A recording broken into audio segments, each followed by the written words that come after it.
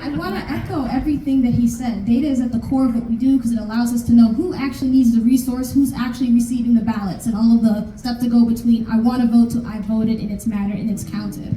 I think that when we're talking about Delta Sigma Theta, you guys are already based in social justice and political activism. It's at the core of why you all even came together as a sorority. So you've been about it for decades. I think the biggest conversation is how are we adapting our strategy and outreach to the communities we're in and the communities we're trying to reach. So for example, if you're in a church and your church has a van, you have voter transportation.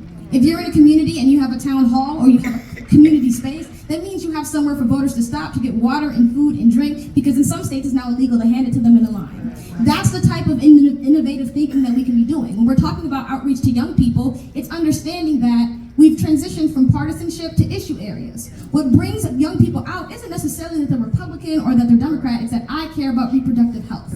I care about whether or not my school receives funding. And those are the conversations we're having to bring new people to the table. And I also think it's also like calling it what it is. When we're talking about DC statehood, Chocolate City, and you have people saying that DC residents are incompetent and incapable of self-rule and self-governance, we have to call that out in the historical reality that you think Black people are lesser than, and that we need someone over us, and that you think we are incapable, and that because you don't even want to come to the metaphorical market of ideas to appeal to our votes, let's let you not vote at all. So we have to have those very honest conversations so we don't even allow the elbow room for whistleblowing, because we know what they're trying to do. When you're in Florida and you're arresting returning citizens on TV who are attempting to vote, that's the same thing as trying to show lynchings and the KKK and the police beating us on TV in the 1960s. It's letting you know, don't you try it, because this is what's going to happen to you.